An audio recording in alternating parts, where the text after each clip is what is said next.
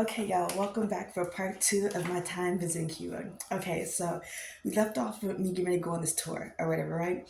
So, hold on. Okay, so we're in this like baby blue, cool little car or whatever. And, we're going and we're doing the tour. So we're looking at the capital, the Malecon. The Malecon is really where like everybody goes. It's like this long bridge where people just sit on the wall and hang out because in Cuba they have to pay for their Wi-Fi too. So a lot of people don't really like communicate and stuff online. So they do a lot of hanging out in person. So you just sit, play music, and talk, listen to the water, all this other kind of stuff, dance. And speaking of dancing, they actually have a Madison Square Garden park where you just like dance. Like, so we were driving by, I was like, oh, yo, we gotta go. So me and Tina, she's a girl that I met, which we'll get to in a second there, got out and just like had like a cool little part. So yeah, I go do that. We go to this forest. No, this forest they saw all these people were wearing white, and they were actually practicing Santeria, where once you begin to practice that, it's a religion, that like spiritual practice, you have to wear white for a year straight. And for what I know, Santeria is kind of like it's kind of like a Caribbean voodoo type of vibe. Um, you know. Anyway, I believe in the Lord, but that's what my cultural background is into, right? So I'm repeating so I don't think it's video. Anyway, back to this. So, we see all that, taking all these really cool pictures, and I'm just having the time of my life. I'm just, I do get out though and take a photo at the Forest Hills Bridge, and we take a photo. So like to the right of me were like all the people who were like new to like practicing Santeria, and I'm like staying like on this bridge over here taking a photo, and there's like this forest, like all these trees and stuff, like hanging out, all that stuff. So I finish the tour, I go back into the hotel, and I was like, okay, well, while I'm already in here in this hotel, I'll just go ahead and pay for my Wi-Fi here. So I do that. And as I'm in there, there's this guy on crutches named Mike, and I'm talking to him, whatever. He's American. Now, I'm Cuban, and I look Cuban, okay? So when I was there, a lot of the hotel employees thought I was a Cuban prostitute because prostitution is very high in Cuba.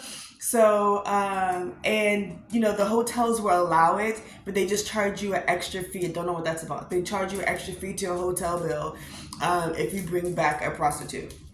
So, they so I was in line talking to him, and they kept coming over like, oh, how can we help you? What's going on? How can we help you? Because they thought that I was like trying to like talk him into like getting something. So I was like, no, I'm American. I'm here. I'm visiting. Da da da. So I'm talking to him. He's on crutches. He's like, I know some people like, who were here filming Fast and Furious. Like, you should come to the set. And I was like, okay, cool. And the hotel that I was at, that I went to do the tour, that's the hotel that they were staying at. So the next day I go to the set, and I hang out with him. I meet Tina, which is his friend from LA, and then me and Tina are talking, and I find out that we live like, I want to say like a mile from each other back in LA, and I thought that that was the wildest thing ever. So because he was on crutches, he would like go in and out of hanging out with us, but her and I decided we're gonna take like a tour like of the city outside of the tour that I took. So we Uber, we're gonna go and look at like old churches, and we're touring everything. We go to like what they consider like a souvenir shop, and I get souvenirs. Like, even though it wasn't cool with my family at the time, I still got them souvenirs. I got everybody's stuff. I got my parents. I got my dad some Cuban cigars. He was really into cigars, so I got him some Cuban cigars. I got him. I got my in the ashtray, and I got my mama. She was like really into magnets and stuff, so I got her like a magnet, and I got my sister some t-shirts, and I got myself the home jersey from Cuba and a Cuban flag. So yeah, so then I'm having a great old time, and I would talk to them. Now my homegirl at the time who I was living with was going through something with her dude, and her dude at the time was actually a writer for Rihanna, and they were like going through it. So when I did talk to her, we spent most of our time like talking about their issues, and then during that time was when I found out that she had slept with this guy that I had slept with. I already told y'all the background on that story, and then that's when she was like, what, I thought I was gonna get the experience that you got, and it wasn't like that. It felt like I was sleeping with my brother is what she just literally her words allegedly she described it as. But just because of that, and like in previous situations, and I'm just like, well, this is why I'm here enjoying my time by myself. You know what I mean? So I took myself to dinner, and I had some risotto. I had what was I want to say it was seafood risotto. It was really, really, really good. And then I had just I just took myself out, just like had a great time. Um, Now there was a crazy story where grab your pipe and hot tea and your snacks. There was a worker who worked there who knew I was trying to understand the culture this and that about Cuba. So then he told me he worked in the hotel where they were at with Fast and Furious. So he told me that after work we could talk about the history and this and that, blah blah blah. Because I'm thinking he's a cool person because he was saying how he was working extra hard so that way his daughter didn't have to do prostitution. He could pay for her to go through school because if you were in Cuba and you were out um after 10 not accompanied by a guy, it was automatically assumed you were a prostitute even if you weren't. That's just the way the culture was. So anytime we did go out, I always had Mike with me, just so it wouldn't be any confusion. Nobody would try anything. And we only went out one time at night. We had gone to like a jazz bar and listened to like some locals play. Like they would sing quote unquote covers, but then they would also sing like their own songs. I had like bought a CD of like one of the locals, and I even we'll get back to the story in a second, but I even when I was getting ready to leave, the woman who was cleaning my hotel room asked if she could have some clothes for her daughter because her daughter didn't have a lot of clothes, and I was like, dang, I don't really have much with me, and all the stuff that I had was quote unquote like my favorite clothes, but I was just like, girl, I'm going back home to more clothes, so like I can give her some clothes. So I left some clothes on the bed because she had put a towel, and she put a towel and folded it into a heart with a letter. So I wrote a letter back and left her some clothes for her daughter. And well, she did a really great job cleaning the room, so I was just like, "Go girl."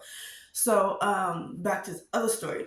So after he gets off work, or whatever, and like we're talking. I was outside the hotel, we're talking, and he calls like a taxi, and I'm thinking we're gonna sit here and talk, right? I'm like, I guess he's got work. So he calls a taxi, and then we go up to his place. And he's an older man, so I'm not thinking nothing of it. He's an old man, literally like I want to say like 60s, 70s. So we go back, whatever, and he pours himself a drink, like some tequila. It was clear, so I don't know if it was tequila or vodka, but he pours himself a clear drink, and then he asked if I wanted some, and I was just like, no, I'm okay. I took a photo of the bottle, but I was just like, I'm not here to drink, man. I am here to hear the history about this country. Okay? My culture. Um, and then like we're talking and this and that, I'm like, seeing photos of like his wife that passed and like all this stuff. Just like, all the stuff in the living room. And then this man goes to try to kiss me. And I said, Mm-mm. Nope. I said, call me a taxi right now. Call me a taxi right now. And I threw a little fit. And sure enough, I was like, he called a taxi, and I waited outside on the steps in this, this Cuban neighborhood. And I sat there on the steps. Nobody was bothering me. Like, so I sat there on the steps, waited for the taxi to come. The taxi came, and I took my behind back to the hotel, and I was just like, ugh.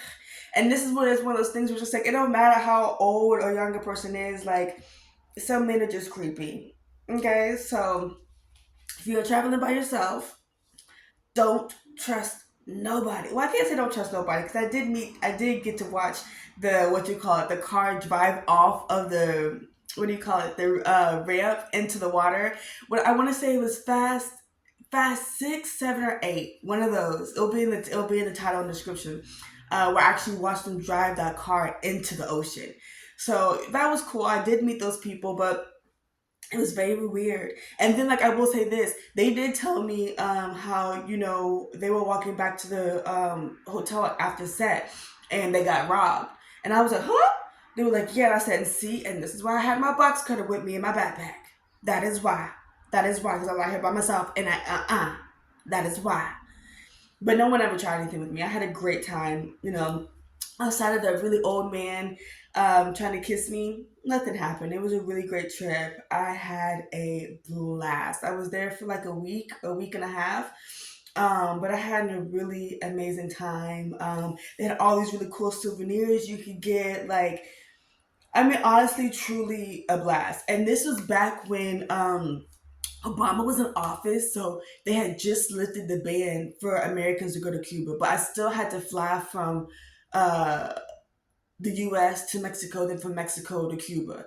And I remember, speaking of that, when I got there, there was an employee in the Mexican airport who was like, excuse me, oh, do you need help to your gate? And I was like, yeah, I don't know where my gate is. Oh, I'll show you. I'm like, okay. So he shows me to the gate, and then when I get to the gate, and the gate was kind of far from where I was, then he had his hand out for money, and I was like, I'm sorry, I don't have any, like, because all my cash and stuff was like locked up in my. I was like, huh? I was like, you, and I told him, I was like, you offered to show me where I was going. Why are you asking for money for something you offered? So this is just little, things to look up for, just different, Anyway, and then after that, I had gone to Tulum, and Tulum was crazy. I told you all that story about how I was kidnapped in Tulum. Um, so that was the last time I traveled by myself. Like, so. Whew. Anyway, I hope you guys have a great day. A great day. I hope you guys enjoyed the story time. If you like, comment, subscribe, and I will see y'all in the next video. My bird's been so cute. I do it.